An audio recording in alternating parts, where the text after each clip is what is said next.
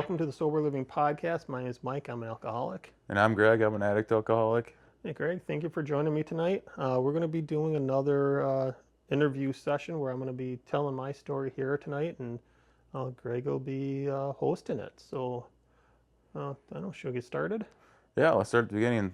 Thanks for having me again. Now I get to sit on this side of the couch and hear your story and interject. So I'm glad to be back and looking forward to you digging into it, Mike. Yeah, well, thank you. I appreciate you coming here and doing it. So, one of the things I actually kind of look forward about tonight is you've got this natural way of asking questions from people, and you have a natural curiosity about things. And so, like, I'm one of those people where I tend not to ask a whole lot of questions. I just kind of sit back. So, kind of interested in how this is going to turn out. Yeah, because I appreciate the kind words, but sometimes part of me is like the AA way where it's don't crosstalk. So like I need to get out of that mindset. Like I can't interject and ask questions, and it's not considered crosstalk 'cause we're not in a meeting, but we're talking about AA. So if I can get out of that brain style, then I'll definitely be more engaging. Please do. That's the whole intent of this and that's where like the spirit of this whole podcast concept for me kind of came from too with doing these interviews is I was listening to somebody in a first step meeting, and that was Al's episode, and I really wanted to jump in and start asking Al questions about stuff, and it's like I can't. Yep. But let's do that. So anyway, so I'm looking forward to this. So thank you. Yeah. So like I said, I'm Mike. I'm an alcoholic. I'm probably about 2 years, 9 months sober, right around in that area. I often tell people that I didn't start drinking until I was about 28, and that's not completely true. I remember being a kid and my dad giving me sips of beer at weddings or around the house or whatever. I don't know when that started, and I don't want to say that it was frequent either, but I do remember that. My parents used to have like a box of wine in their basement, and I'd fill up, maybe like a quarter of an inch or something of that, and I'd drink that as a kid. Or my mom had like a bottle of Bacardi Limon that she kept above the stove, and she's a normie, but like they'd have friends over every so often, play cards, and so she'd have a cocktail then, and so I would take pulls of that growing up, and um, it's kind of funny. She didn't know it, but I told her about it a couple years back. Just kind of came clean about it, and she laughed. She goes, "I always thought that was your dad doing that," and he always denied it and thought it was me drinking. And he goes, "Here it was you all along drinking my Bacardi." So I remember my first time getting drunk was probably, I don't know, maybe about 14 years old. My buddy was trying to decide whether I want to get into that detail because that's his story, not mine. But he started breaking into garages, and he was basically at that point was looking for tackle. Like he liked to fish, but he started finding booze that people kept in the garage, which is kind of a weird place in my mind to keep alcohol, but whatever.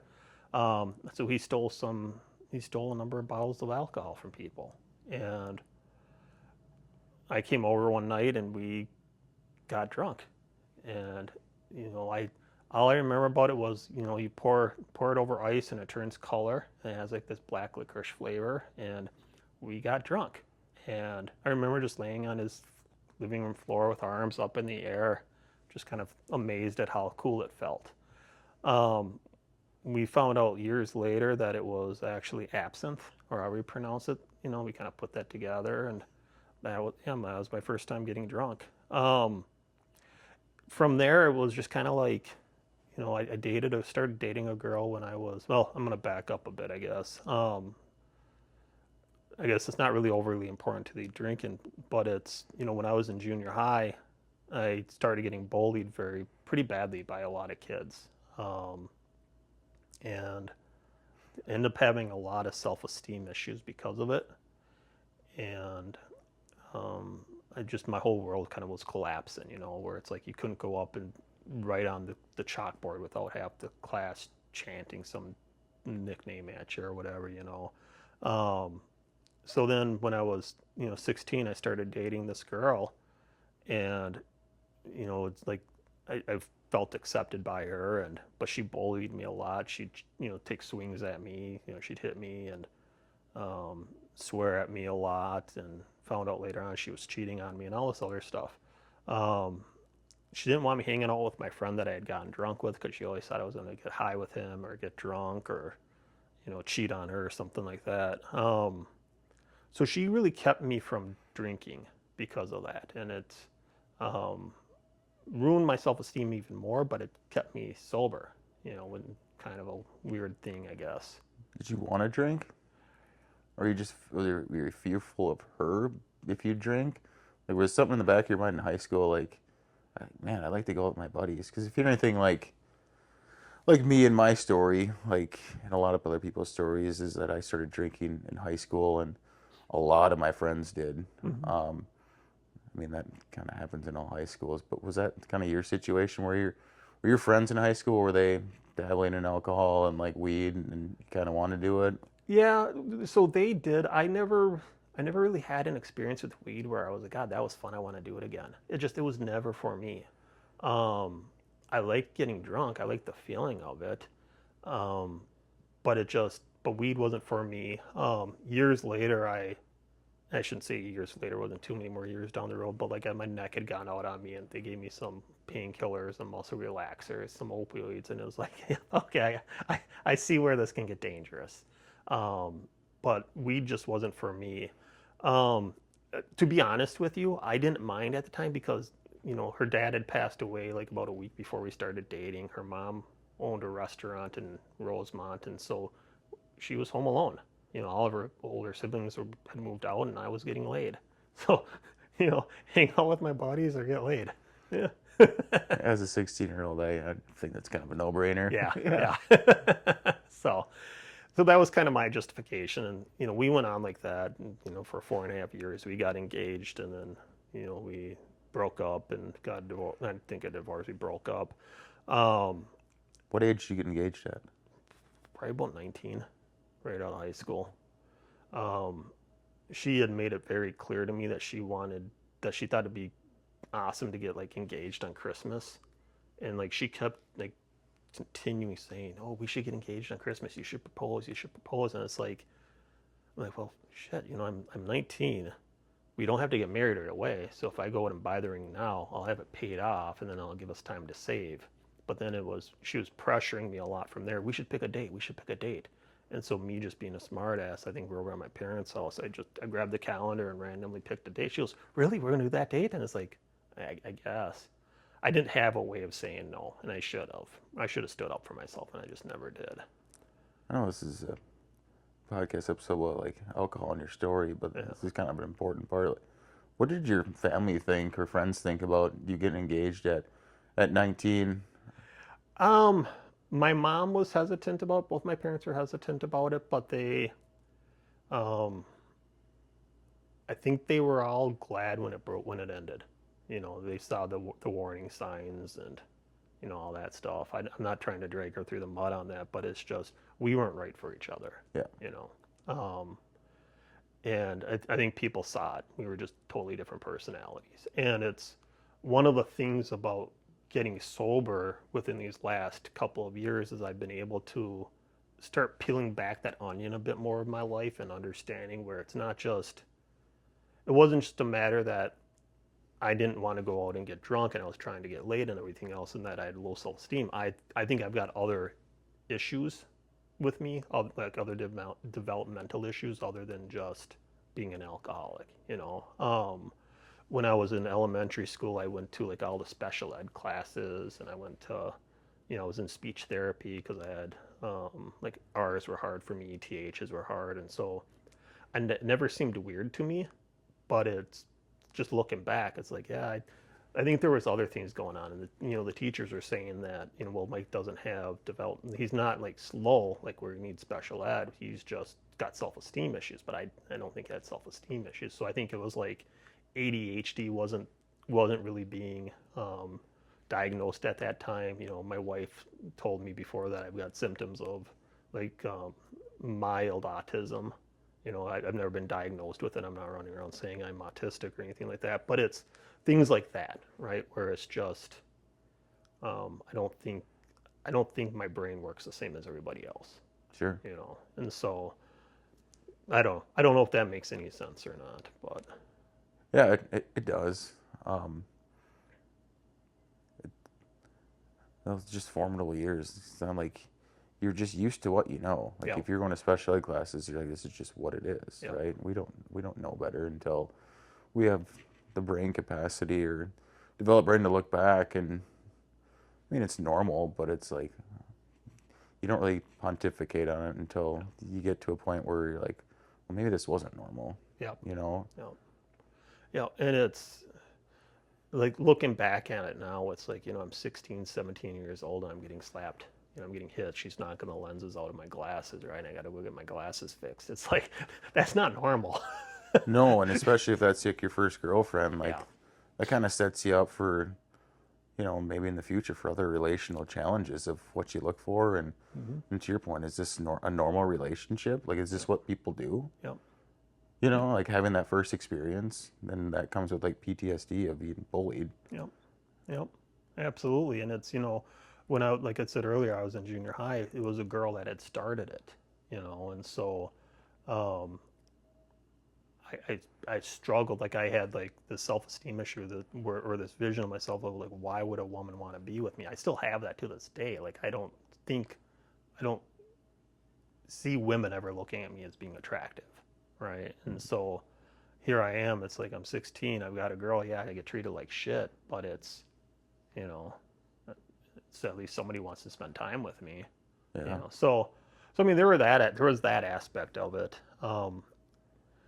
but there was also kind of that kind of weird, I guess, to say, but there was kind of like a high that came with it too, like that adrenaline rush of the fighting, and you know, and as I moved on in my life, I looked for that in relationships too, and so. Like if there wasn't chaos, I would have, you know, things were going a little too good. I'd have to stir the pot a little bit just to kind of get that fight going again to feel normal. So took years. That took years to kind of figure out. Yeah. So we got engaged at 19. Yeah.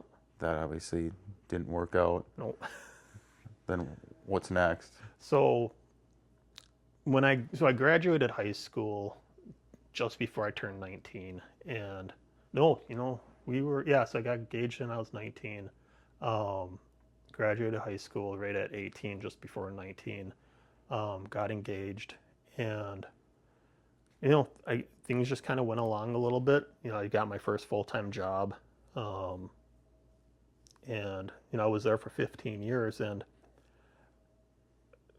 things started kind of deteriorating. She started going to college at that point, and she had an affair on me in high school, and apparently that carried on while we were in college. While she was in college, and I didn't know that. Not really relevant to the story, but we were both starting to kind of figure life out a little bit more, like from different angles. I'd started working a lot of overtime, and that carried on into my personal life even today, right? I still work a lot of hours. Um, but while I was there, I met this other girl who, you know, at that time it really didn't mean anything, but I asked her, you know, a group of us were going out to dinner, and I said, hey, you know, we're all going out. She was doing overtime from a different shift. I said, you know, we're going out to eat. You want to come with us? And she said, hey, you know, she goes, I'm a Muslim. It's Ramadan. I'm fasting. I can't go. And I said, oh, that's right. You know, you told me about that. And I started thinking about it. It's like, you know, you know, she's a Muslim. There's two people I went to high school with that are Muslim. You know, one of them was my friend. I know nothing about the religion. And so it was either like that night or the next night, I went online and I started reading about Islam, just trying to learn a little bit about it. I've always struggled with religion. You know, I was raised Catholic. I believed in it as a kid, but then as I started kind of being able to think for myself, I started questioning a lot of it. Um, I had dabbled in, you know, like I was atheist and then I was a Satanist, and you know, not like a Church of Satan, but like because you know they're atheists, but I think I was a Satanist because it just went along with the depression.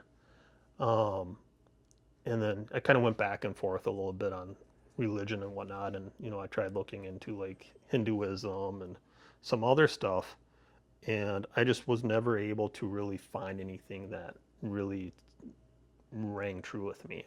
And then when I found Islam, or started reading about it, it just something just clicked, and it just like it's you kind of think about like a timeline where it's like you have Judaism, it starts with that monotheistic Abrahamic faith, and it continues to grow, and then you have Jesus comes along, and you have Christianity, and then Christianity acknowledges all these previous prophets, right? It's just kind of a continuation of that story. Well, that's true of Islam. It's like that next chapter of within that whole monotheistic Abrahamic faith, where it's here's Jesus, and then Muhammad comes along. And so the stories that I was raised with as a kid about Abraham and Moses and Noah and Jesus, those are all in Islam as well. Some of the stories are different, but the concepts are there. So it was something that I could identify and recognize, but it also got rid of some of those problems I had with Christianity. Um, and one of the tenets of Islam is that you don't drink. It's forbidden in the religion. And so I don't. I believed in it, and it's just I don't know. It's just something clicked, and so I remember like that last year of being with my ex, my fiance, kind of wanting to convert, and I hadn't told her that I found Islam, and that I wanted to convert to that faith, because I knew that she would ridicule me about it. She's Lutheran, and I didn't feel like I could tell her because I knew she would belittle me for it and mock me. Um, so anyway, we ended up breaking up, and I always had a crush on the girl the Muslim girl that I worked with, and so I started kind of going to work. Like I'd work a little late and talk with her. Or I'd go home, and I'd have to have some beers. Like I wanted to call her at work, and I'd have to have like 3 beers before I could call her, just to get like the nerves down there and get the courage going.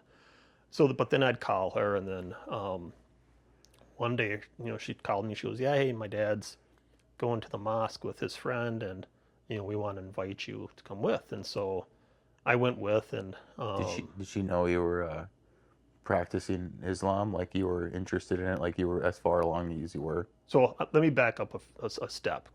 That's a good question. I ended up breaking up with my ex, probably about 3 or 4 months before that, right? And so I told her, this girl, I said, "Yeah, I've been reading about Islam, and I like it, And so she was kind of surprised by that, and I think somewhat impressed by it. And so she knew for like maybe a couple of months beforehand. So yeah, she invited me, and yeah. So I don't know. I converted that day afterwards. I remember the guy that was with us.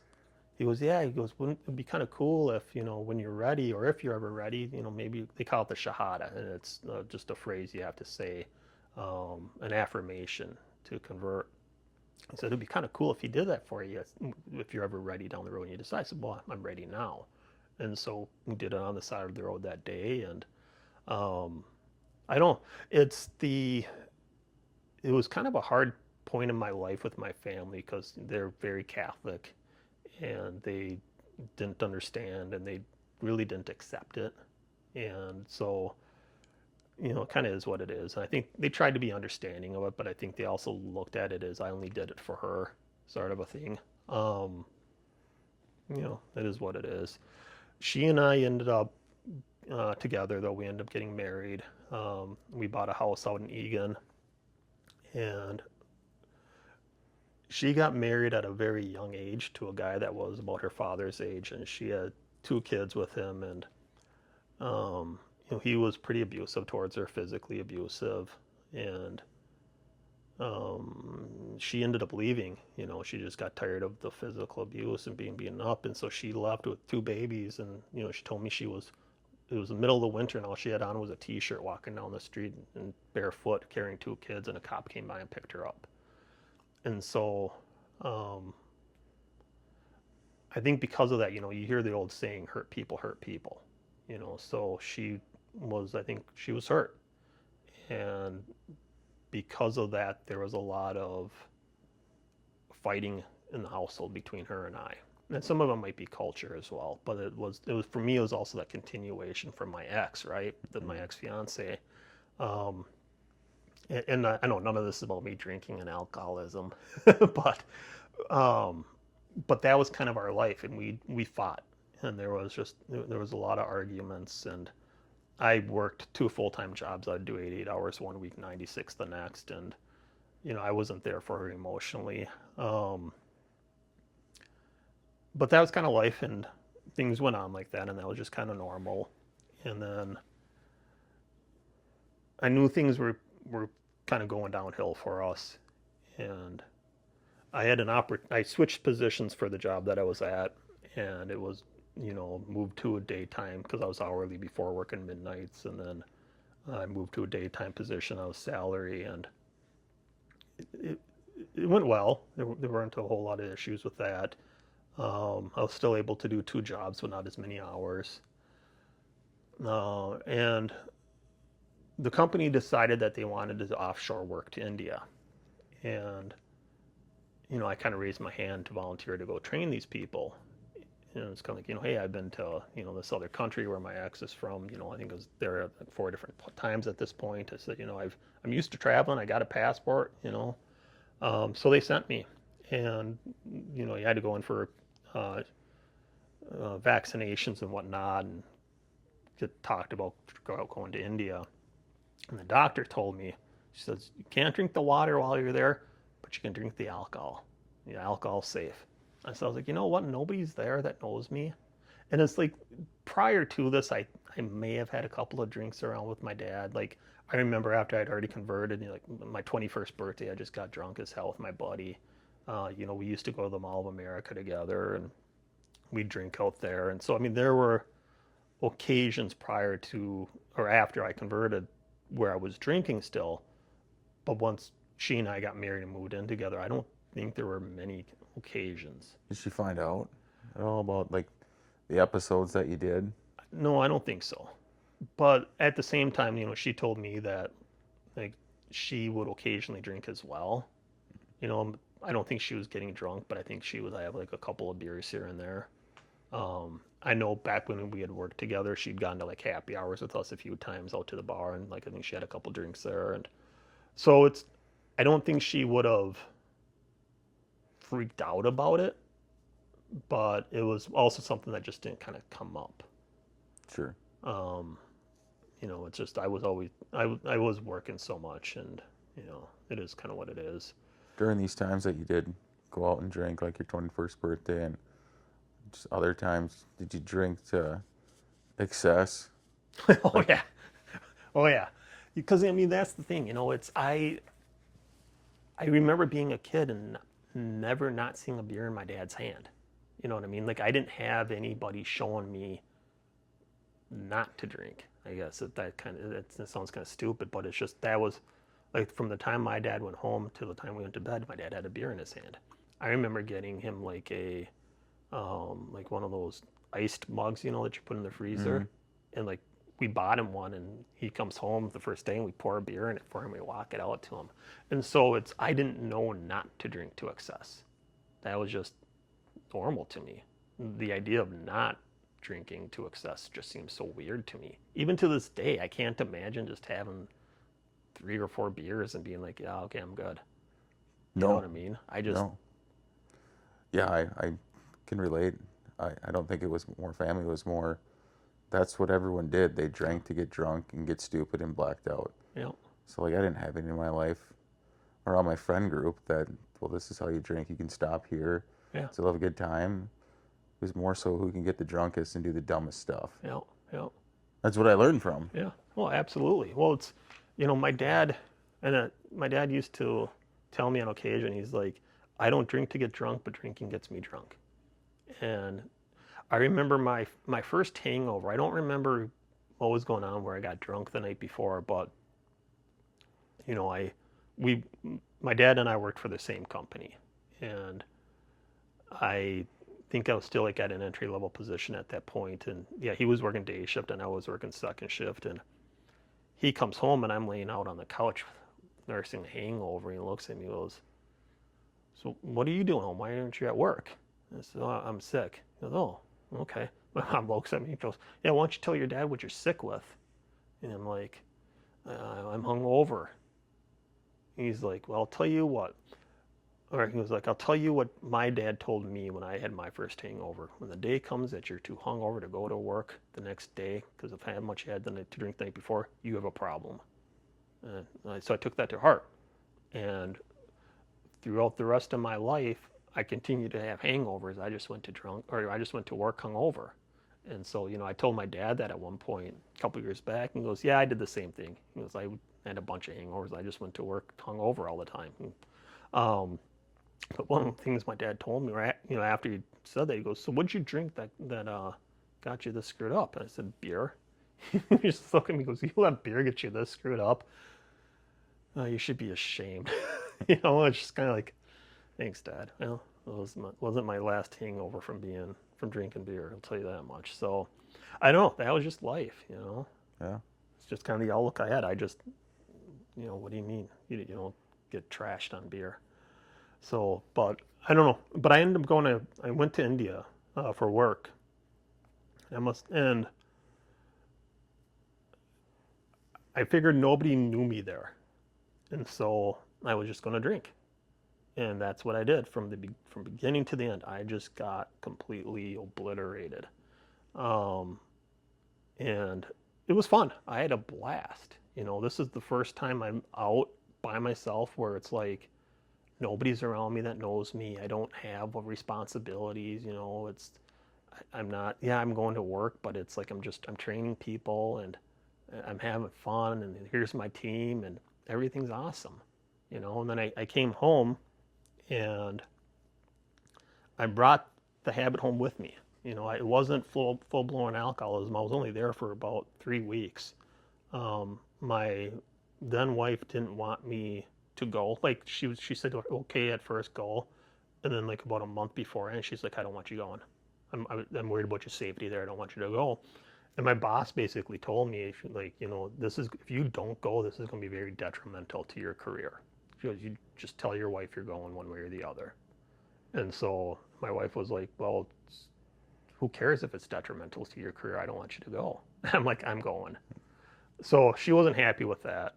Um, but I would go out and pick up bottles of Bacardi and I'd hide them and you know around the house here and there and I'd just kind of drink. Um, Her dad had cancer, and so it's like my working all the time, her problems from you know her previous marriage, the fear of her dad's cancer, a lot of it just continued to boil, right? Um, she ended up going to work in California for a little bit, um, and we didn't talk for a good month or so. Time got really weird, started getting really weird for me there. I started dealing with a lot of depression at that point. Like I couldn't tell you if she was gone for a month, 6 months, or a year. I have no idea. It was such a weird situation. Um, and it's weird when time gets slippery like that because I honestly I couldn't like I always figured she was gone for about a year. She might have just been gone for 2 months. I have no idea. In that time I had no idea how long she was gone. It was weird. I just got into this really dark place. Um, and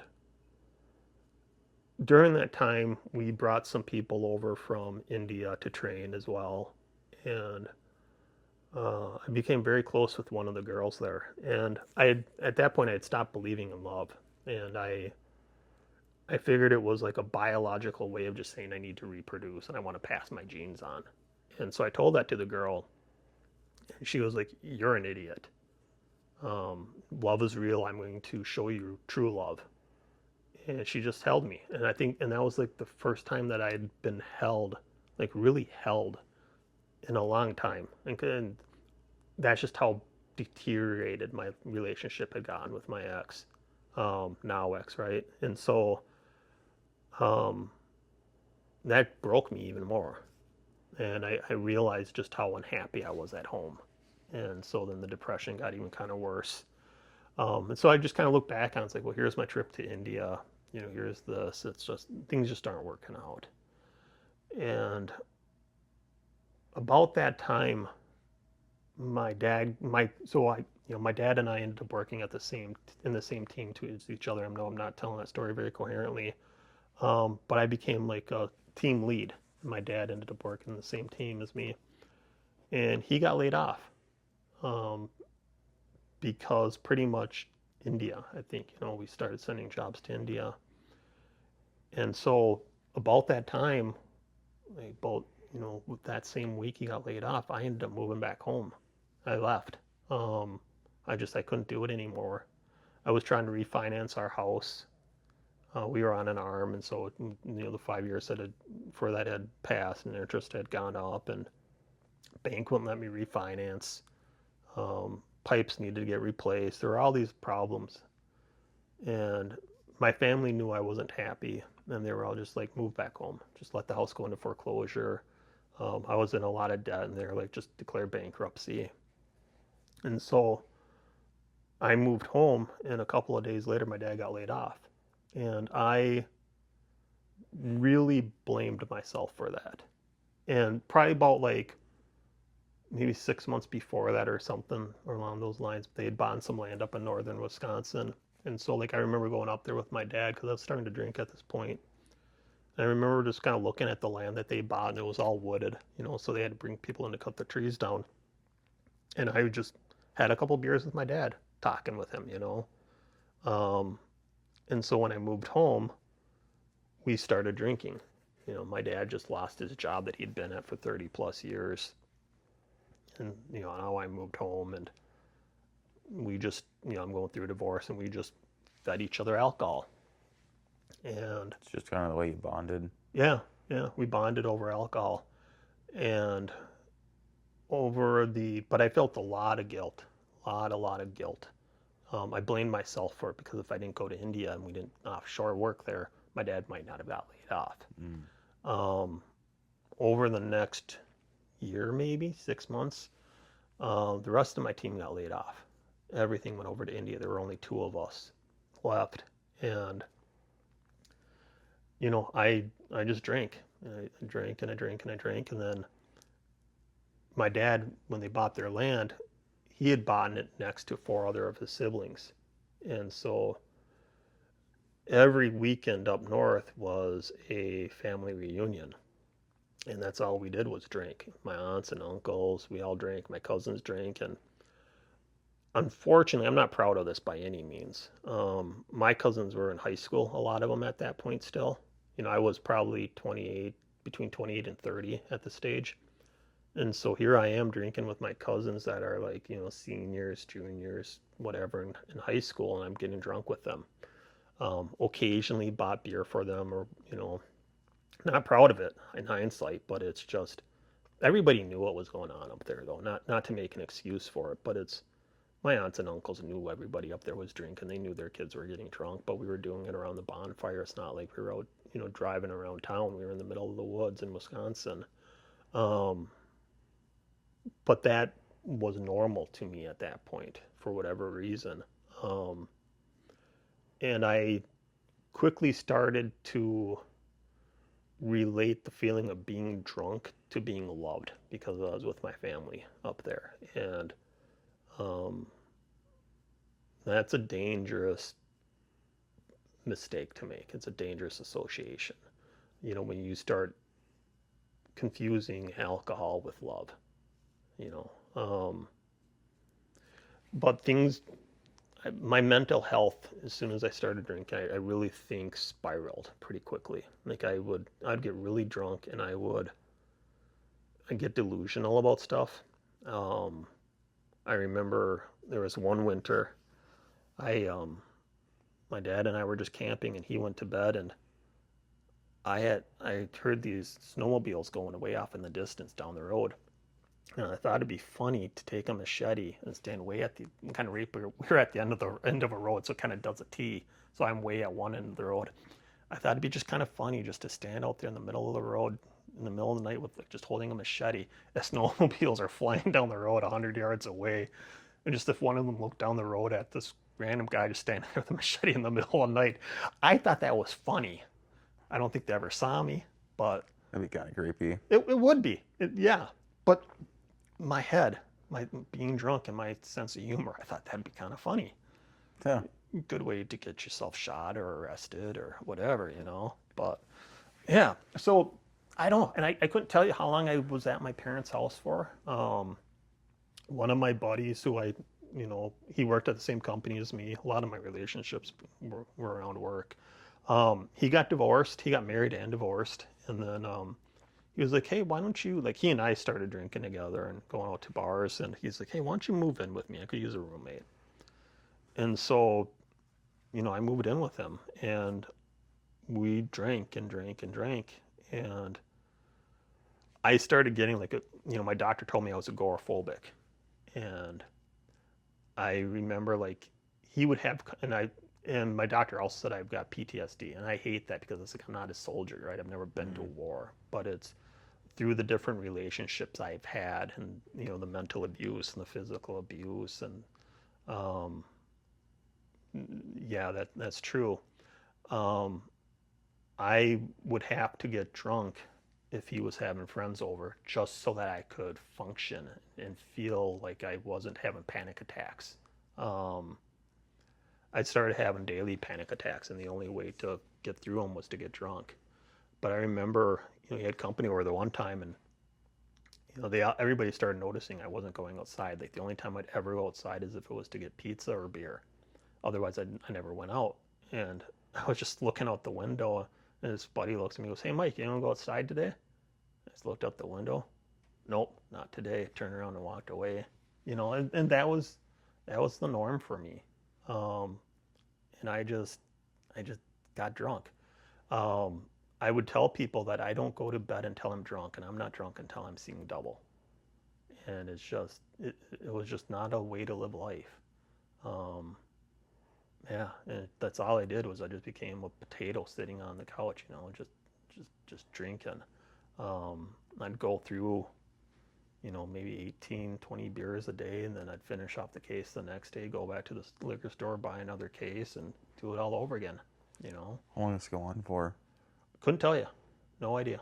Time got really weird. I don't know if I think I lived with him for maybe 5 years at this point, before things kind of, before that part of my life ended, I guess. While I was there, one of my good friends that I had made while working there for that company, he'd gotten laid off, but he had met a girl from the Philippines online, and they ended up getting married. And about a week or 2 weeks, maybe a month after she got there, he got laid off. And so, it sucked. They just had a baby, and I ended up surviving through attrition, and I became the manager of the team after a couple of years.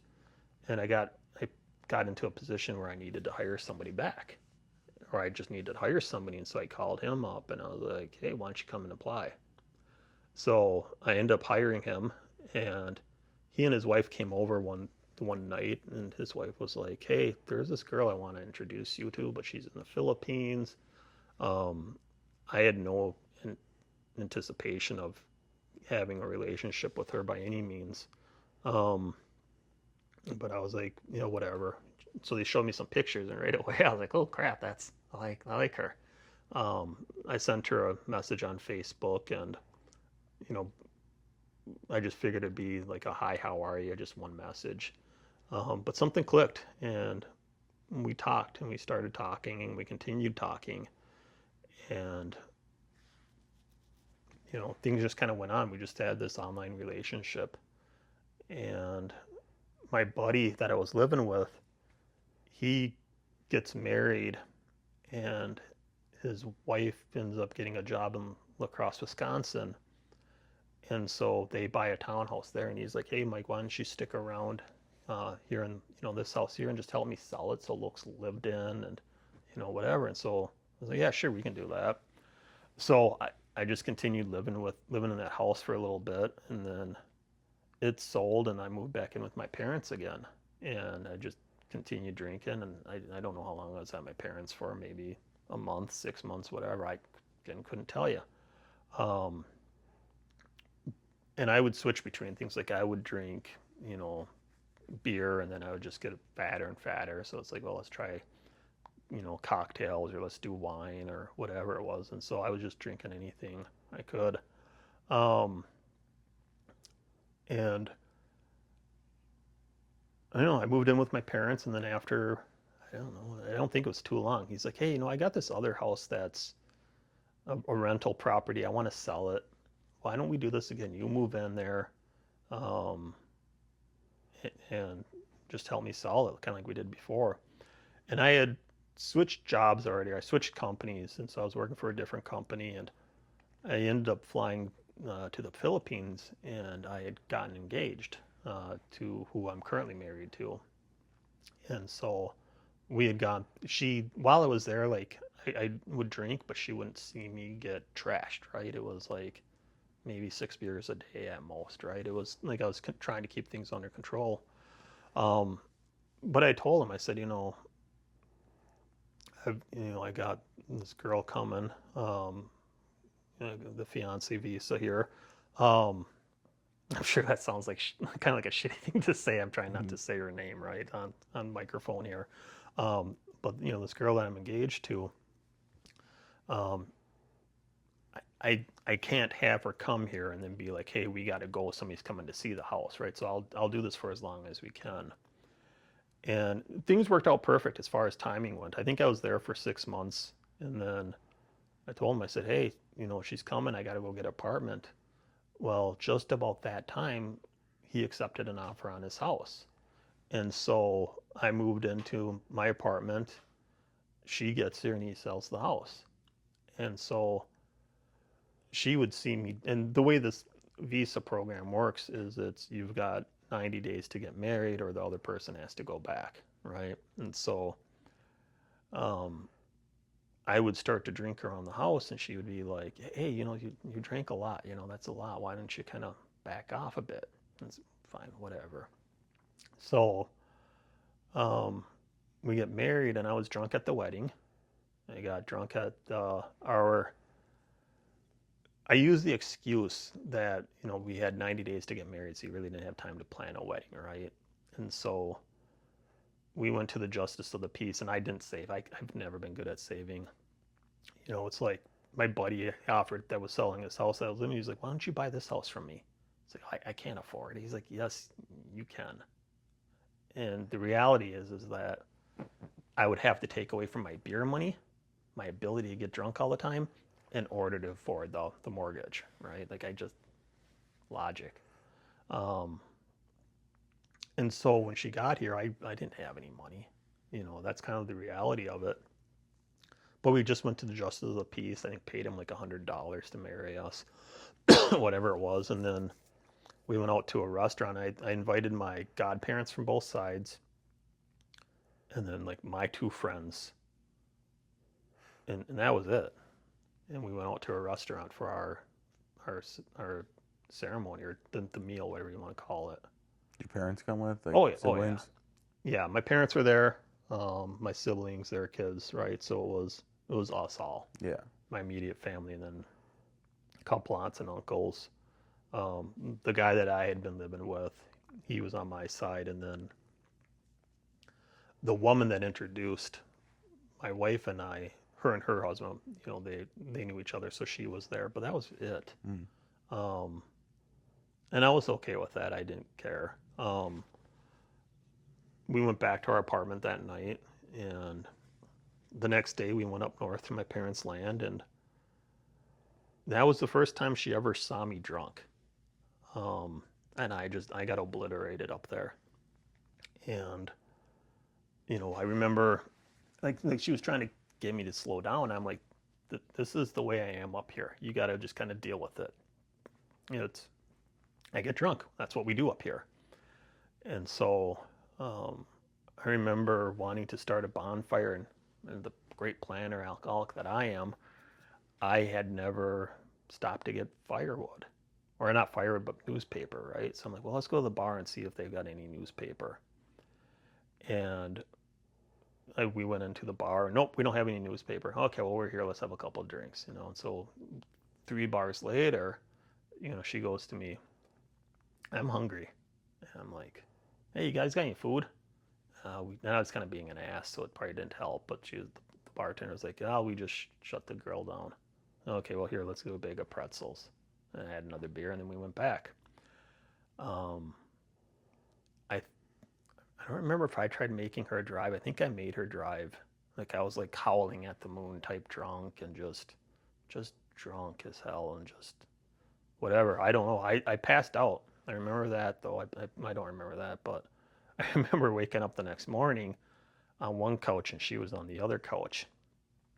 And as soon as she woke up, she started crying. And she went to bed hungry. You know, our 24 hours into our marriage, and I put my wife to bed hungry because I was too drunk to get her something to eat. And that really hit me. You know, it's like, I need a drink of water. Sorry.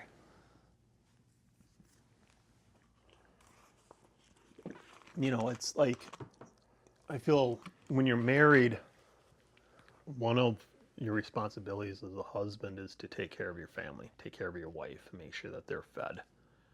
And I completely failed at that within 24 hours of being married because I had too much to drink, you know. So my arrogant ass decided that I was going to give her 24 hours of sober Mike. Um, my parents came up.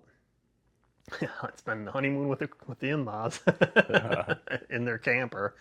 I decided that I would give her 24 hours of sober Mike, and my dad kind of looked at me. He's like, "You're not drinking today?" I said, "No, not today. I'm gonna be sober." And then I was like, "Well, let's see if I can do 2 days. Let's do three. You know, let's try 5. Let's do a week. Let's do 2 weeks. Okay, you did 2 weeks sober. Let's try and do a month. Let's do 2 months. Let's do 3. Okay, you did 3. Let's do 6." I ended up putting together a year and a half of sobriety, um, and that was cool. It worked out. I wasn't going to meetings or anything like that. It was just doing it on my own. And Was it difficult? the first month was, you know, but once I got through that, it wasn't a problem. Where, I want to dig into this more. Like, so Yeah. a year and a half's a long time. Yeah. You know, especially just telling the story about just your obsession with drink, You know, right? With living with your roommate, then getting drunk on your honeymoon, then you just stop. And I believe that there are people can stop. There's consequences, right? There's a huge consequence. You just get married to someone you love, and you know, let them go hungry, and you know, those are real things that can make us stop drinking to a point, right? But like a year and a half's a long time, especially if we're alcoholic. So I mean, there had to be instances throughout the year and a half where you're going to a happy hour, you're going out, or you're going to a concert, or anything that revolves around drinking, and you just had the willpower per se to just say, no, I'm not doing this. You just parlayed it. Like, was it difficult? I don't know that I went to a lot of happy hours at that point. We'd go out to dinner, you know, but it would be the two of us, and it just kind of is what it was. I don't remember having a lot of problems with it, you know. So like when I was younger, I'd smoke. Like I'd start smoking cigarettes, and then I'd quit. And I enjoyed the challenge of quitting. Um, just like there were times where I would start smoking cigarettes just so that I could quit them again. I remember joking with people about how someday I want to try heroin just so I could quit heroin, and they're like, "You're a fucking idiot, Mike." But it's just that's part of my like I like the challenge of it, you know. And so it's like I decided like I didn't want to do it. Let's just quit it and let's just kind of tough it out. Um, I didn't really have any of um, those major I don't want challenges, but temptations because it just I wasn't in those situations. That's what I was gonna say. Like if you don't put yourself in the situations where it's kind of you're doing the same things over and over, then it becomes easier. Yeah, yeah, But and just it's knowing just the self-esteem or enjoying just anything, right? yep, Being an alcoholic, I mean, everything revolves around drink. yep, Like, yep, we want to go to this concert. No, it's better going to this concert drunk, yep. drinking at this concert. Well, and I never got drunk at concerts either, though. So that's just kind of the weird thing. Like it's just I never went to a whole lot of concerts, but I've been to a few. But it's like I was always the one driving there, and like I remember when I was younger, when I was with the first girl I was engaged to, we went to see Ozzy Osbourne, and I think it was like Ozzy and Pantera and a couple other people were playing there that day. And there was like this dude behind us who was, and everybody, it's an Ozzy concert, everybody's smoking weed. And the guy behind me passed out before Ozzy even took stage. No, it was Ozzy, but it was Black Sabbath. It was part of their Sabbath reunion. The dude passed out before his Sabbath even took the stage, and he missed the entire show.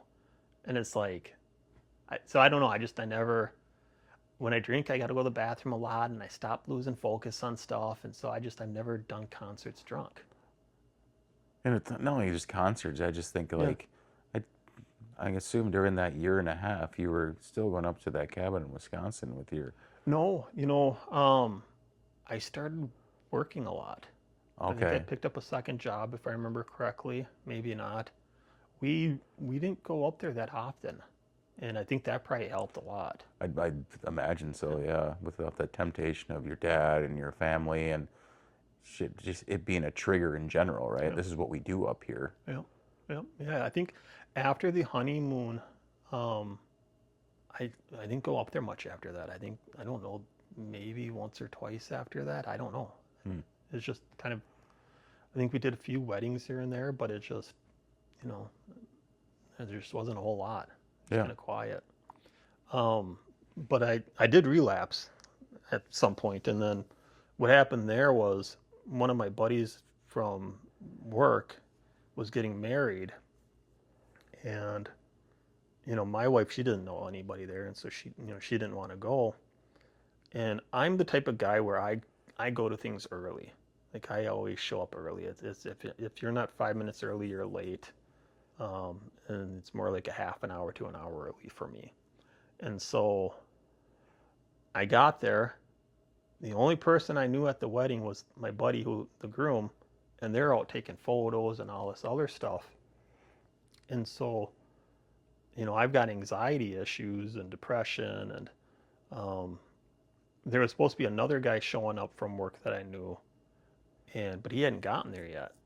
And so it was like an hour and a half later, he finally gets there, and my nerves are just shot. Like I wanted to leave. Like I remember sitting in the corner by myself, just waiting for the other guy to get there. And like I wanted to leave, but I didn't want the groom to be like, well, where'd Mike go? Sort of a deal. Like he would know I was there or not. Um, and so by the time the guy got there, he looked at me and goes, Mike, you look like you need a drink. And I was just said, yep, I need a drink. And that was it. And I had, 4 or 5 Captain Cokes, and I got home, and my wife kind of looked at me right away. She was like, "You're drunk, aren't you?" I'm like, "Yeah." And she always told me, she goes, "I never told you you can't drink. You just need to control yourself. You need to have some self-control." And she's a normie, and if you aren't an addict, you don't understand the difference there. There isn't any self-control. As soon as I start, I'm not stopping. You know, I'd go to happy hours, and I'd close them down on work nights, and I'd show up to work. I'd close the bars down, and I'd show up to work again the next morning, probably still drunk. Um, there were times where where I was trying to control it later on, and I'd be like, yep, I got to get going. I've had like 6 in me or whatever. I got to go, guys. And the bartender comes by and says, hey, anybody need anything else? And I said, yep, I'll have another beer. And my coworkers would just look at me and be like, Mike, I thought you were going home. Oh, shit, I forgot. Yeah, I'll finish this one, then I'll go. And it's 3, 4 beers later. It's like, okay, I got to go. My wife's texting me, where the hell are you? I'm still at the bar. I gotta go. Um, so, that was kind of my first relapse. I would try to set up rules around my drinking where I wouldn't drink unless we were out to dinner, and I would only, so like the only time I drink is if we went out to dinner, and I'd only have 2 beers with dinner, right? So like they'd come by, they'd take your order, your drink order, they bring it to you, you drink it, you look at the menu. By the time they bring you your food, you get your second beer in you, or your second beer brought to you. You drink that with your meal, you pay, and out the door you go. And so that was kind of my rule for myself, and I wasn't going to bring alcohol into the house. But there were a lot of times, I don't want to say a lot of times, but there were plenty of times where I went to lacrosse with my buddy who lives out there, and I'd get blackout drunk, you know. How, taking a step back, you went to that wedding, had drinks, got drunk. When did you drink next? Was it like Oh, right away. right away? Like Oh, you yeah. just were like, oh, I unlocked something again, and Yeah. this is like it was on then after Yeah. that. Well, it was on, but it wasn't like I was trying to control it. So it Yep. wasn't like getting blackout drunk right away. Well, you weren't like, well, it was just a wedding. I was anxious. It's just kind of way I had to get through it. Now I'm gonna jump back on the wagon, and I'm just gonna live the life that I've been living. No. It was just like, all right, if I'm gonna do this, I'm gonna learn how to control it. Yeah, and Like it's being naive, like control it. I put that in air quotes. Like we think we can. yeah, exactly. And it's my wife wasn't mad at me for drinking. So there wasn't any consequences, and she was, and she wasn't like there wasn't no fight about it. She was just like, I never said you had to quit. You just need to control yourself. Do you think at that point you could like operate as a normal drinker? No. You just knew already, like Yeah. Well, it wasn't, I didn't know what a normal drinker was. You know what I mean? Like I, I could control it by going to the bar or the restaurant and setting it up so I could only have 2 beers. And then that way I'd go home. Or if like we went out to sushi, it'd be like I'd get like a big bottle of sake and then I'd have a small bottle of sake. But then there were other times where I would just want more to drink when we were out at the bar. But there was no concept of me just trying to control it and drink normally. I had no idea what that was. It's still such a foreign idea to me. yeah, no, I can relate to that. Not to go off on a tangent about me, but just kind of a funny story is I remember the times that I would go out and I'd Yeah. tell myself I'm just gonna have a couple with friends, that I would literally just have a couple, and I'd go home so proud of myself.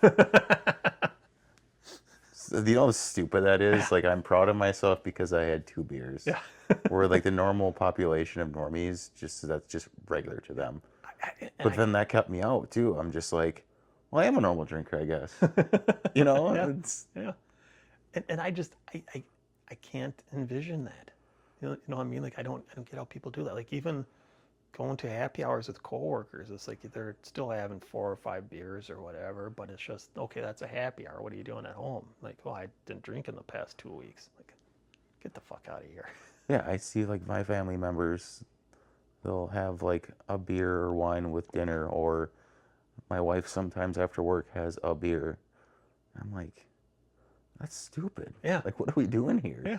Like a beer. I'm not even getting buzzed on a beer. Like you gotta have at least 3 going. Like I've come to not terms with it. It's just like I've come to understand it. Just being around more normal drinkers, you know, getting past that wild stage, and I get why they do it. But from my lens, I'm just like, no, I would never do that. Yeah. Yeah. Just it's not a thing. No, it's crazy.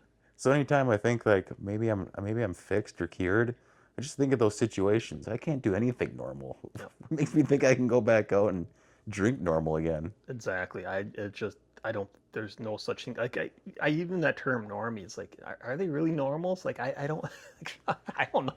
I don't know. It just is such a weird idea to me. It's such a weird concept. Yeah. I don't know. I wasn't raised that way. And it's just, like, I don't know. My wife doesn't drink. She's never gotten really into it. She'd have a couple drinks with me here and there, but like, I don't know. It's like, okay. Yeah. Be a weird one, I guess. They're the oddballs, not me. I'm normal. So, but it's, back to the whole restaurant thing and trying to control it. I had that rule where I'd only drink when I went out to dinner, but I was going out to dinner 7 nights a week, and I wouldn't bring home beer into the house because I would just drink it all. Like there were times where I'd bring in like a 12 pack and I'd say, I'm only going to have two. Okay, well, that was okay. Maybe I'll have a third one. Yeah, well, maybe a fourth. And I will look in the fridge the next morning and there's two beers left, right? And it's like, okay, well, I remember three, maybe four of those, but I don't remember the rest. And like I remember asking the wife once about it. I said, "Did you dump my beers out?" She's like, "Mike, if I was going to dump your beer out, I would have dumped them all out. You drank them.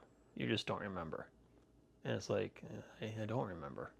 So I wouldn't bring alcohol in the house because I just can't stop once I start. You know, it's like I can do two. I can have two, but you get that third one in me, who knows where it's going. Um, and then, like I said, I'd go out with my buddy in lacrosse, and I would just get blacked out drunk with him, or he'd come up here, and it'd be like, no, we're just getting drunk here. And so, every so often, I'd stop and kind of realize, like, God, I'm drinking a lot again. And I'd tell my wife that. She goes, "Oh, I'm glad you finally realized that." Um, so then I'd stop for a month, or I'd stop for a week. But there's always something, always some reason to start drinking again, right? And it wasn't so much that I was trying to quit. It's just, I just need to taper back.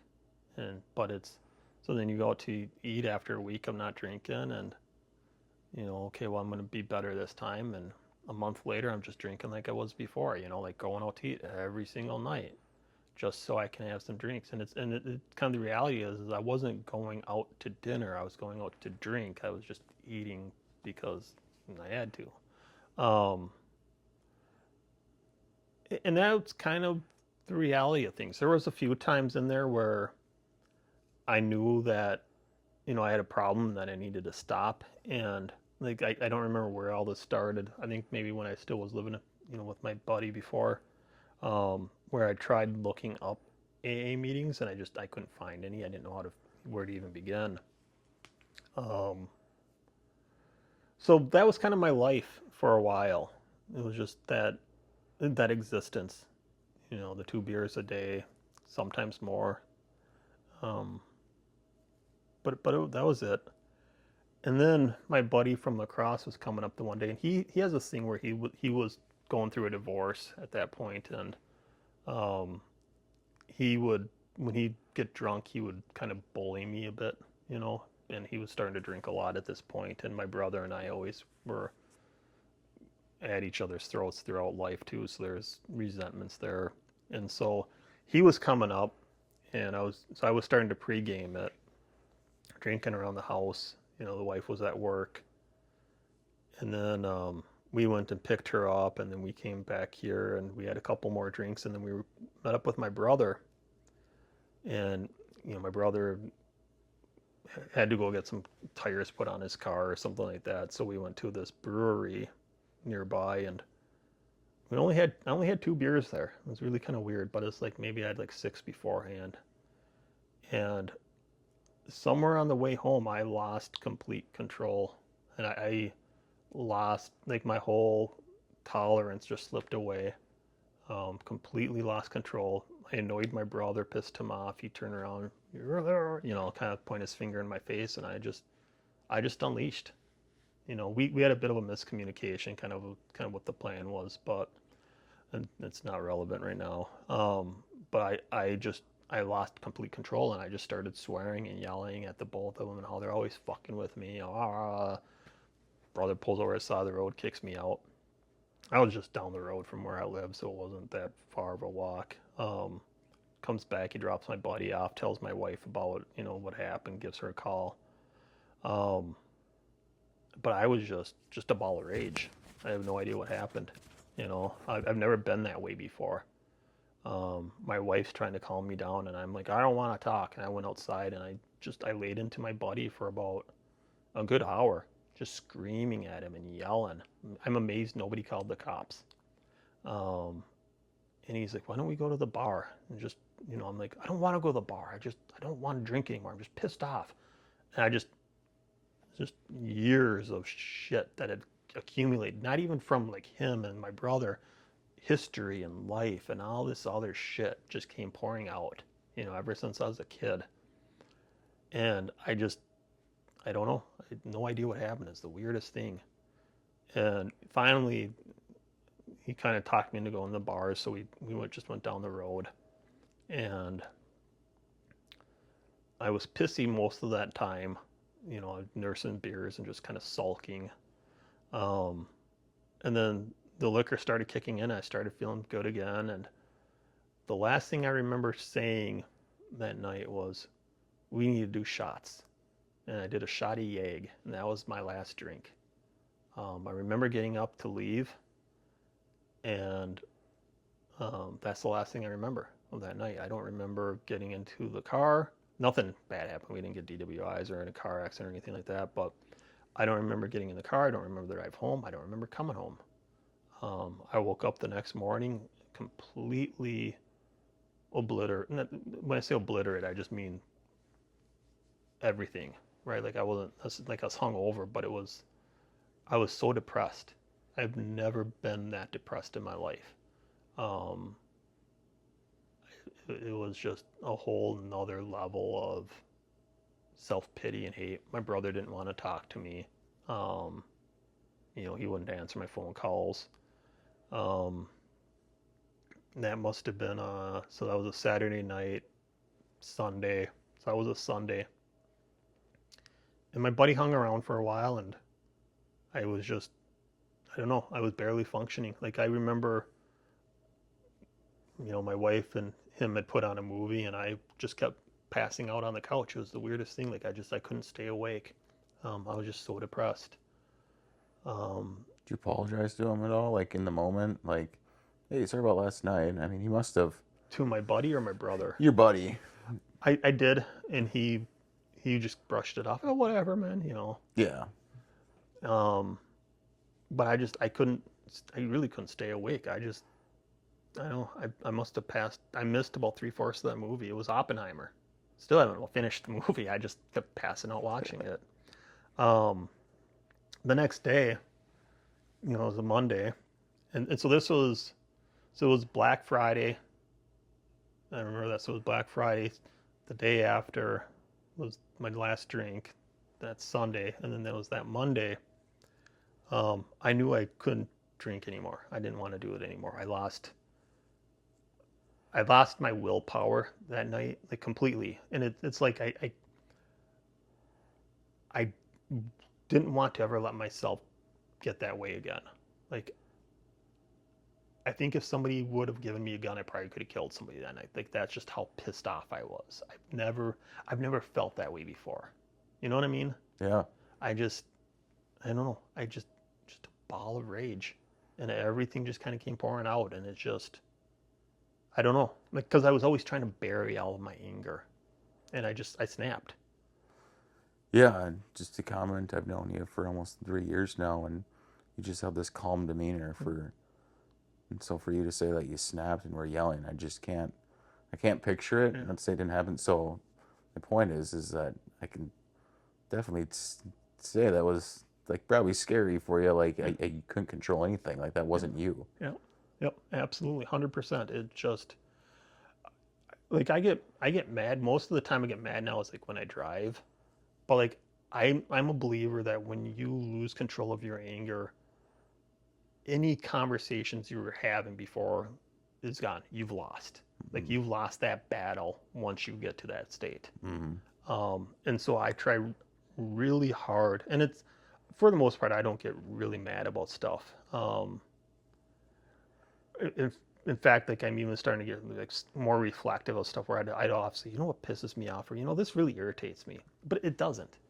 It's mildly annoying. You know what I mean? Right. Like who cares?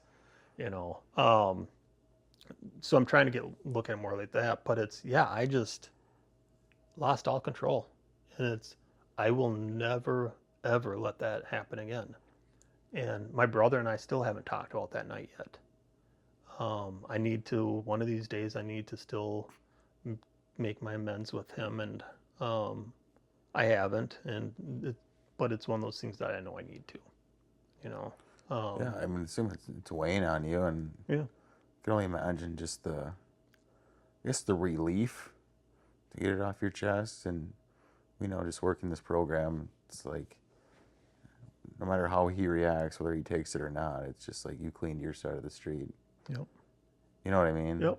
Yep. Absolutely. And I've had opportunities too, but I've also got some resentments, and I know, you and I have talked through the different resentments and whatnot, and it's just there's some things I haven't let go of yet, um, and that's kind of getting in the way too, I think, you know, Oh yeah, I and can see that. especially if it's like new resentments that kind of crop up, like something that kind of came up just within this last week, and it's like it's really hard for me to sit there and get over that and then say, hey, forgive me, yeah, you were being a jerk last night, but Yeah, no, you owe me an apology. yeah, That's how it should work, right? exactly. And Yeah, it's so, just human nature.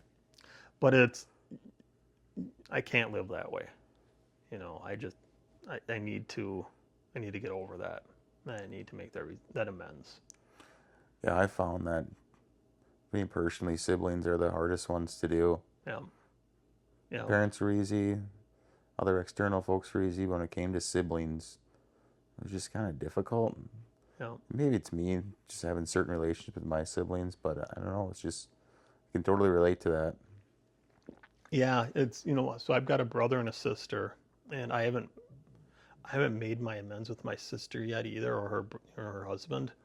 And we're on good terms. We're on really good terms, but it's just I haven't done the formal Yeah. sit down with them, and it's part of it's time, but it's also I don't want to say I don't owe them amends, but there really wasn't a whole lot of consequences for my drinking as far as they go. Um, my sister, she didn't like my ex-wife. Um, I had a lot of mental health issues, and so I didn't make things easier. And I'm right, you're wrong type attitude. Um, we're a lot better than we used to be, so I think it's that living amends Hmm. has come through, but I still need to talk to them about it. Yeah, to address it. Yeah, Yeah, for yeah. sure. So, um, but yeah, so that's just stuff I got to do one of these days. And I keep making excuses about time with my brother. It's like, oh, it's 6 o'clock at night. I know he's probably tired and doesn't want to have company right now. Or, I just got done with work. I do a weekend job and it's 6:30 at night. I don't want to go over there. It's bullshit excuses. Yeah. So I need to do it. It's on my things to do. But yeah, so that Monday rolls around after I got drunk. So Saturday was my last drink. Sunday, Monday. Um, I tried looking around online, Googling AA. I found St. Paul Intergroup somehow. And I called somebody. I called him. Somebody answered the phone. Kind of told him, I said, I'm looking for a meeting. This is where I'm at. And he says, well, there's two meetings where you live. There is a 7 o'clock and an 8 o'clock. The 7 o'clock is at the Methodist Church. The 8 o'clock is at the Alano Club in town. And so he gave me the address to both. And I said, well, I'm going to go to the 8 o'clock at the Alano Club. And so that sounds like a good idea. I don't want to go to a church, right? Um, that's the other thing too. Before I get into this, um, so I still believe in Islam. I don't practice it today. Um, after my divorce, when I was drinking heavily, I I felt a separation from God because of that. How can I pray to my God when I'm drunk all the time? You know.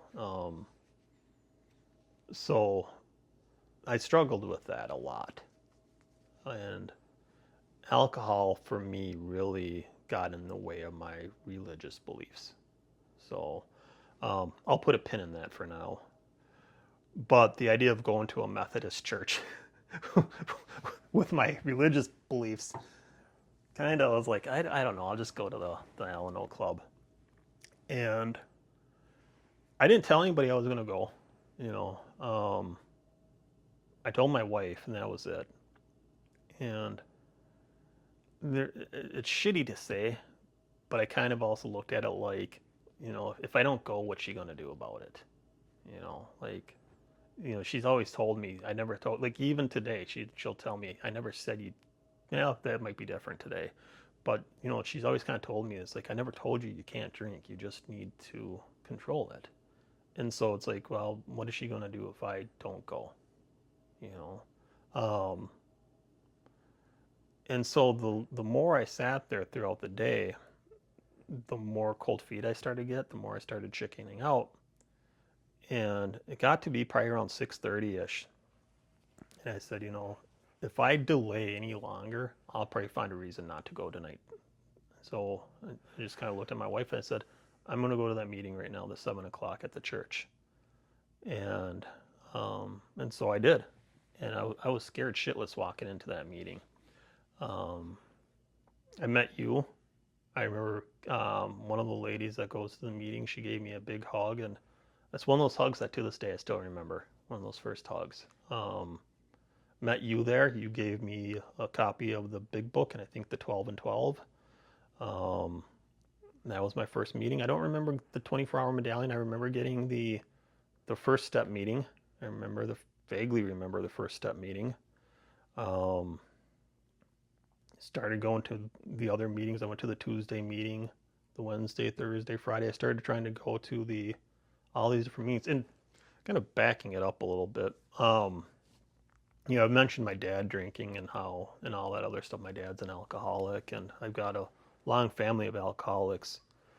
We did an intervention for my dad a couple of years before that, and so he had gone through rehab. Um, I'm trying to kind of lost track of my train of thought there, why I'm bringing that up. Um, but alcoholism runs in my family. My dad's sober, and so I don't know. I totally lost track of why I was bringing that up now. But yeah, we did the first step meeting, and oh, so he had told me about like when he started going into AA was the 30 and 30, you know. And so I started hearing about that at the club as well, where you go 30 meetings in 30 days, and he had done that. So I was trying to do that, and I missed a couple. I think I ended up doing like 26 or 27 in the first 30 days. I asked you to be my sponsor, you know, and thank you for accepting. We worked the program together, and you know, it was good. Um, I've I feel like I've developed so much in the past, you know, almost 3 years now. Um, you know, we worked the program together, the steps. I've still got a couple, you know, like I said, the amends I still got to work through, and I always feel like there's something else I can do. Um, some of the things that I thought were kind of cool that came up with it was, or through working the steps was, you know, opportunities to be of service. You know, I go and do the jail meetings. I remember when I first heard the jail meeting, I was like, oh, that sounds kind of cool, get to go in jail. I've never been arrested before. Somehow I managed to never get a DWI. Um, so I started doing the jail meetings, and that first one was just like an adrenaline rush for me. And I decided I want to keep going back to those because it's, and then I also do, sometimes I go to a rehab center and help out, you know, run meetings at a rehab center, or, you know, I've spoken at a rehab center as well before. And I kind of look at it as like doing not an amends, but like, I don't know what's the word I'm looking for here. Um, my way of thanking God for keeping me out, right? And there's there's always that memory or that reminder of if I go back out and I start drinking, I'm going to end up in jail. And if I go back out and start drinking, I'm going to end up in a rehab center. You know, it's my atonement for not going through those, for somehow missing those parts of the process, I guess, right? Not having those consequences. Um, but yeah, I just continued going to meetings. I've worked the steps with you, picked up a sponsee or two. You know, I'm working with one of them right now as well. I feel like I've grown so much since then, though. It's being able to look at my past and really understand it and start trying to figure out why I am the way I am and who I am, why I tick the way I do. Um, and then that way I can also better understand like why I'm an alcoholic and why I'm an addict. Um, I've got really good friends right now, and I'm in a really good place. And I've never been in such a good place in my entire life. Like I could go back to sixth grade as a little kid. My life is so much better in these last 2 years than anything that ever came before. Um, I owe so much to this program. I owe a whole lot to you, and I can't thank you enough, Greg, for everything you've helped me with. Um, yeah, it's cool. It's like I'll tell people now that I'm spiritual and I'm less religious. I view religion as the story of creation, right? What rings true to you. Um, Whether you believe Jesus is the Son of God or not, whether you call God Allah, or if you're a Buddhist or a Hindu or whatever, it's that story, Mm-hmm. right?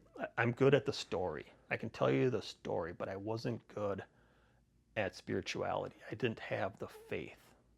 I had the faith along the lines of, well, I believe this, but I didn't feel that connection to God. Mm-hmm. Um, I now consider myself to be spiritual. I have that spiritual relationship with God that I never really had before. I don't. I still have my religious beliefs, but I don't care. I don't care whether I'm right or wrong about it. I don't care if what somebody else believes. It's just, to me, that's the story. You Yeah. know. I mean, we all have the God of our understanding. Yeah.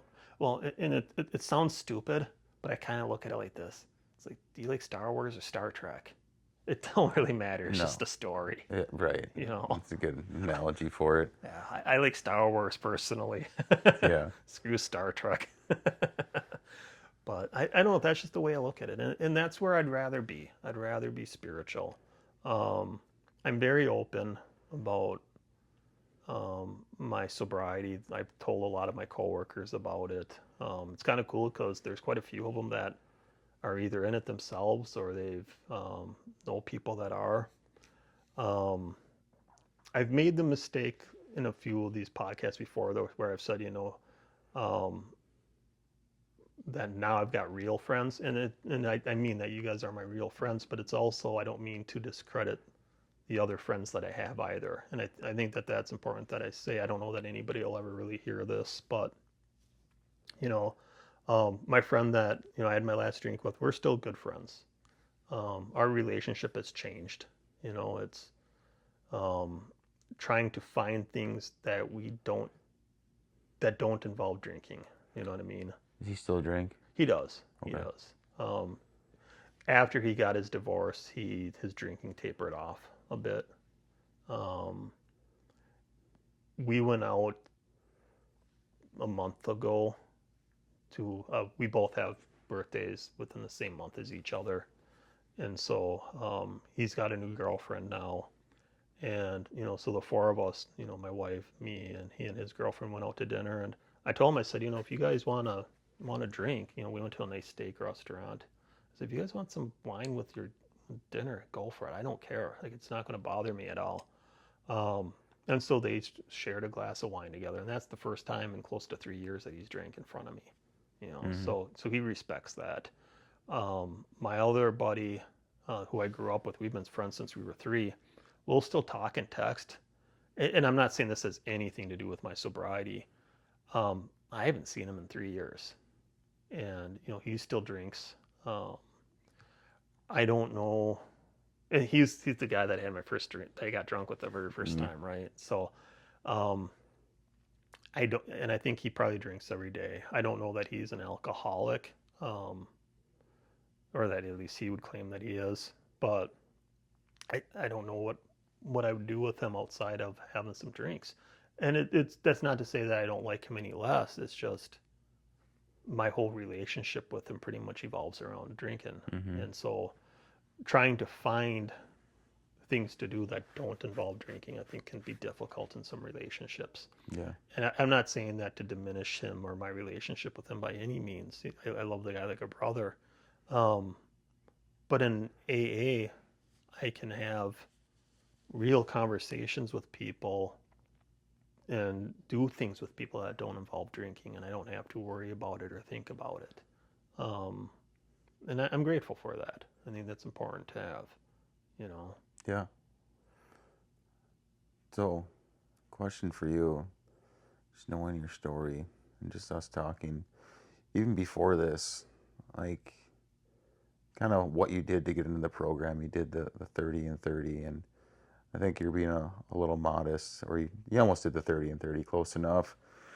But just having a front row seat to it all, like you did that, but there's other things that you did that I think certainly is a part of the recipe for success. It's jumping into the meeting and getting to be of service right away. Like you did the jail meeting in a way, you raised your hand and staying after the meeting, exchanging numbers with people.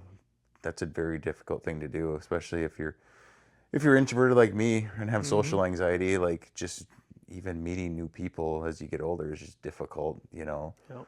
Um, you did that, then you go out for fellowship and stuff. The really important stuff, right? Yep. So like, what are your thoughts? Like, what do you think it takes for a person to come in the room? Like, what's the recipe for success? So I'll come back to that answer in a second here, because that's a really good question. Um, you know, the jail meeting for me, like I get like these weird little ideas or weird little, I don't know, hair up my asses, I guess. Like when I heard the jail meeting, I thought to myself, that sounds like a lot of fun. Like, you know what I mean? Like Yeah, I wasn't so much thinking like, God, I gotta go be of service and I gotta go help these people out in jail. It was like, that sounds fun. Let's go yeah, do that. Like I don't know. yeah, I'm just kind of a dumbass. I've always, like I've worked security on the side a lot, and like when I was younger, I used to want to be a cop, and so I think there was just something about going into the jails to an AA meeting, just like, ooh, that sounds fun. That's just my dumb, arrogant ass. yeah, So, but it's now it is of service, and I get I don't like bringing it up when I'm in there with them, but it's like they'll say, "Hey, thanks for coming in," and it's like I'm glad I could. I'm glad to be here. Like who wants to sit there and tell an inmate who has to be there that like, no, I'm glad I could come here tonight. And there's some of them that have been there for, because I think the difference between jail and prison is it's like 1 year versus 1 year and a day. And so there's people that have been in there for that I've seen probably 8, 9 months in a row now, you know? yeah. No, it's So, like they thank you, but you ultimately thank them no, because yeah, at the end of the day, I mean, as we learned, that they don't need to go to that. yeah, That's their free time. yeah, Like they choose to do that. yeah, So if no one shows up yeah, as an inmate, then that affects us because we oh, can't be of service. yeah, absolutely. And there was, last time I was there, I was there, what, a week ago, 2 weeks ago? It was full. There were probably 15 people, maybe. Wow. Yeah, and it's like other times there's three, and so it's a good group of people there, and it's yeah, it's good to see, and apparently it was like that the time before too. So no, I don't know. It's good to be of service, and I'm happy for the opportunity to be, because it's before that, before joining AA, my life was always about me. Everybody, like even my wife, it's like, I hate to say it, but that was the truth. It was like, this is about me. Um, you're just kind of along there for the ride in a way. You know what I mean? Like it, and it's always about drinking too. It's like the reason I never went out and bought a house before it was, well, that just interferes with my beer money. Like, yeah, I'm making enough money where we can be married and we can go out to dinner and we can do this and I can still drink, but it's, you know, like when I quit drinking for that year and a half, and I know I haven't answered your question. I'll circle back to that in a second. Part of, you know, like I tell people this, and it's my wife never has confirmed it, but she's also never denied it. I almost got divorced 24 hours into being married. And I've told my wife that. I tell people that. And she's never said, yeah, I almost divorced your ass. But she's like, yeah, I was like, what the hell did I get myself into? You know, um, it, it, and this sounds really selfish, I'm sure, but it's like, it was expensive getting her here and it took effort because you've got to go when you bring somebody here on a fiancé visa, you got to travel to another country. So you got to get a passport. Depending on where you're going, you might need a visa. You got to go there. You got to spend time in this other country. And then you got to fly back.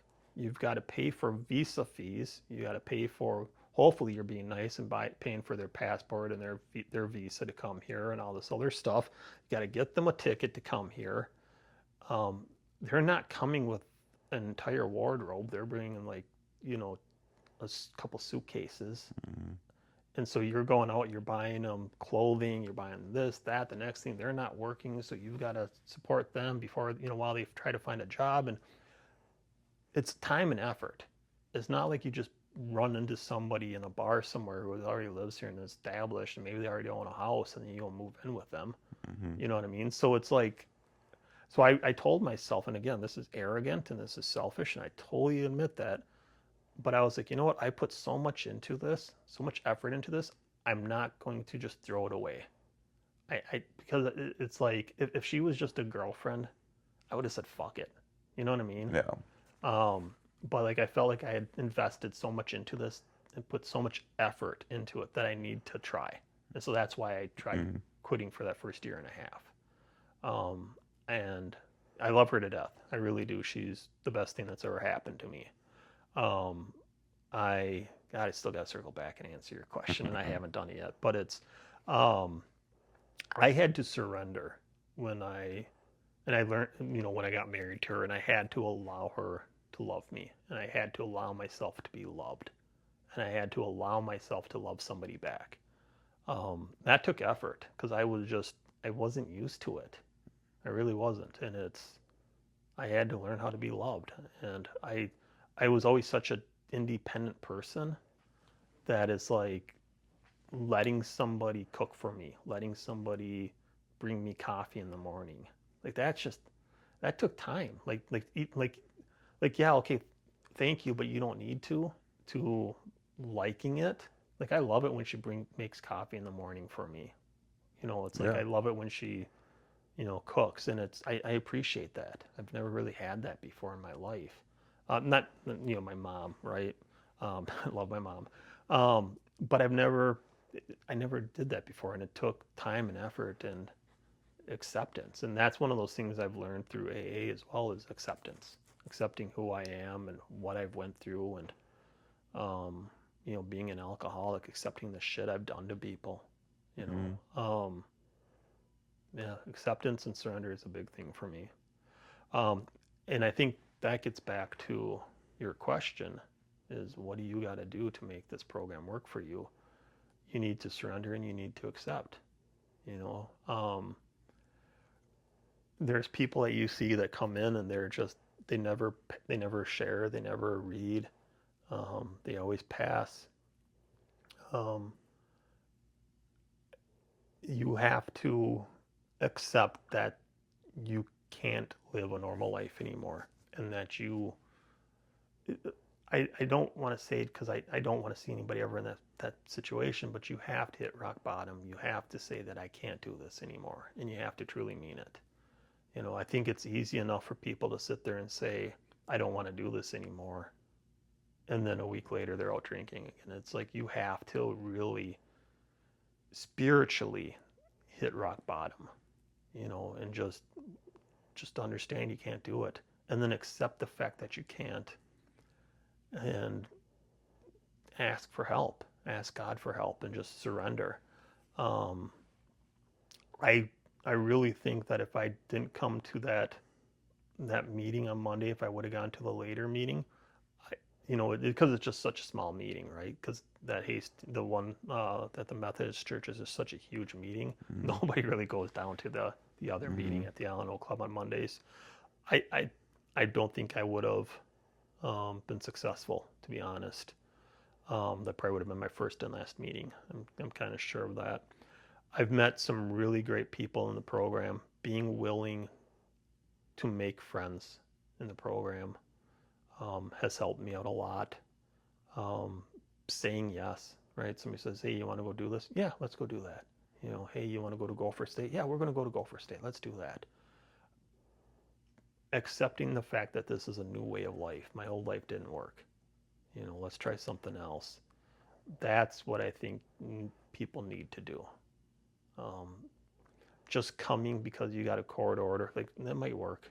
But if I'm being told I have to come, then sign my sheet. Okay, that's great. Maybe you'll get something out of it. But you have to want to be there. I look forward to the meetings. I really do. This is my new life. This is my new family. You know what I mean? Mm-hmm. Like you're a brother to me. Mm-hmm. And so there's so many people in the program that I look up to, and I don't know, just giving yourself over to it. Yeah.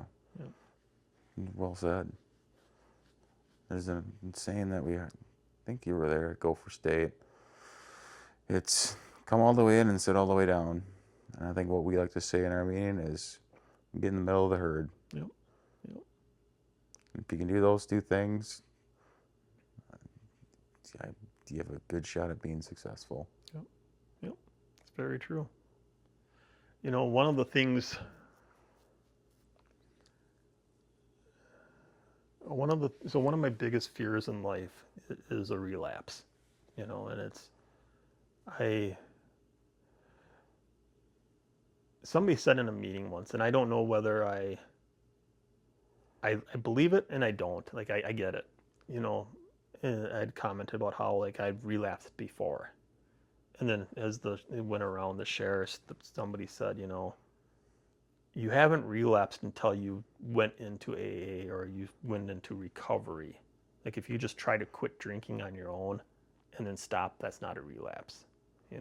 This is the relapse, and so that's what scares the shit out of me the most though in life. Is like I'm not afraid of death. I'm not losing my job used to be my biggest fear. I'm not worried about it anymore. I'll get through it. Relapsing is my biggest fear. I'm so scared of that. Um, I know I'll always be welcome back, but it's just I don't want to do it. I don't want to quit going to meetings. I want to continue them, and I know like I'll miss weeks. Like I think it's probably been 3 weeks since I was at my last meeting. Just the way life's kind of worked out. Um, but I think at a certain point I'll stop and tell myself, hey, I haven't been to a meeting in 6 months. I've got this. I can drink normally again. And I know deep down that I can't, but I think at some point I'll just take that first drink again. And then who knows what's going to happen from there. Um, that scares the hell out of me. I heard there's a guy who's pretty famous. I'm not going to mention his name here, but he was on a podcast very recently.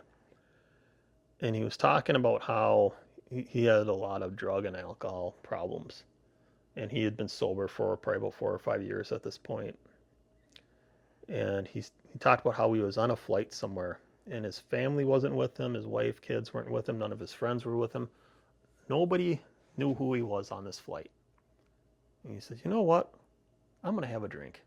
I'll have a beer or a wine or whatever it was. So that's all it took. And that brought him back down to years of drugs and alcohol. And he's sober now for the last 7 years, but he says that's all it took. And I stopped and realized it, within the last couple of days. I have not been in a situation in the past close to 3 years where I have not had somebody with me that didn't know me, where I was in a situation where I could drink like that. And it's like, holy shit. Like, yeah, I think if I got onto a plane, I'd be okay. But I don't know how long it would take. Like if I was just wandering the world on my own before I started drinking again, and I'd just kind of say, screw it. I don't know. I don't know. I think for me personally, it's if I'm spiritually fit, doing the things that I need to do, I think I'm strong enough and have a good mindset with these tools that I'd be able to combat it. Yeah. So that's to say, like if you decided to quit going to meetings altogether and you were just kind of like out on your own somewhere 3, 4, 5 years down the road without a meeting, like you think that you're still okay? Then no, Okay. no. I I You're think just talking about kind of like right now. yeah, I think there's people out there that they stop going to meetings and I think they can stay sober, but they're not living recovery. Yeah. So that very well could be me, where I'm just have this incentive fear within me that I just don't, I just can't drink, because it's just ingrained in my head. Would I be living a good life? I don't think so. No, I don't think I would be either. And that's the thing that I think is important for people to understand too, is there's a difference. And that's what I've also learned is that there's a difference between sobriety and being dry, right? It's like that year and a half where I wasn't drinking, I wasn't sober. Yeah, I wasn't drunk, but I wasn't living a sober life, yeah, and I think that's important to understand. Um, yeah, we hear about people like relapsing, right? And it's just like, oh, I don't know what happened. It just out of nowhere. I just found myself sitting in the parking lot of a liquor store. I don't think that I'd have that problem. I don't think that it would be so much even like this. And God, what do I know, right? I haven't even been sober for 3 years. So what, I'm talking out of my ass, right?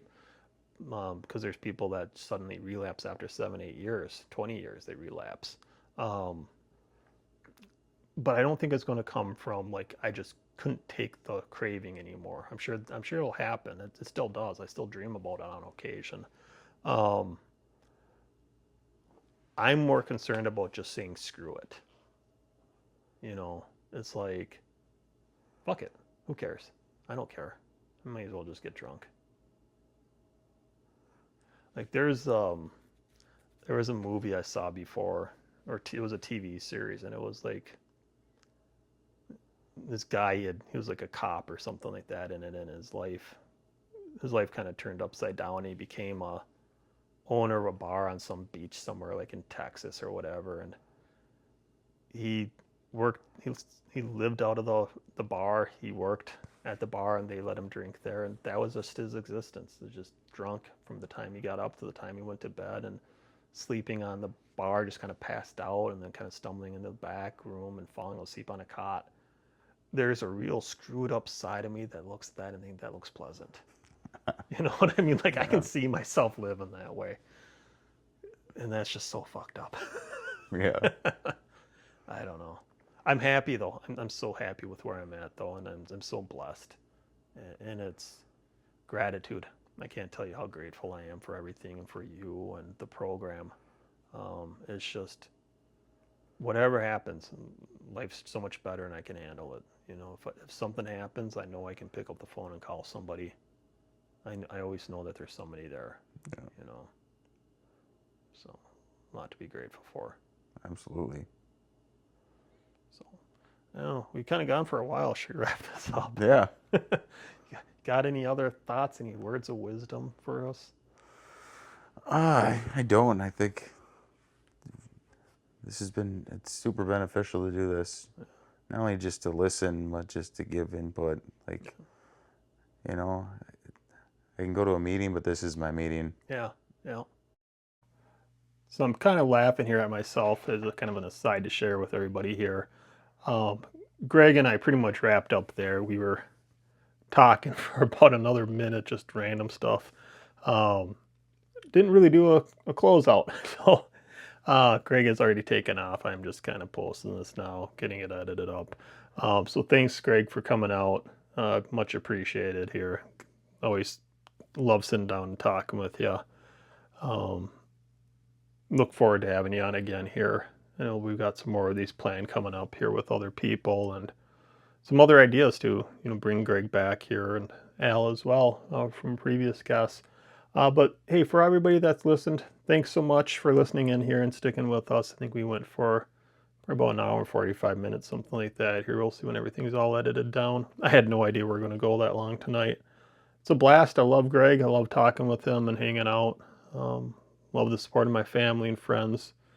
Support of the fellowship, the group of people here in AA. I couldn't have done it without any of you. And I truly mean that. I don't think I would have lasted 2 days without AA and the group and the friends that I've made. I can't come up with enough good things to say about them and the program. Well, we'll leave it there, though. Thank you all for so much for listening, sticking with me here for those that are still here. It's been a good conversation. It's been a good night. Thanks again, Greg. Much appreciated. Love ya. Take care, all. Bye.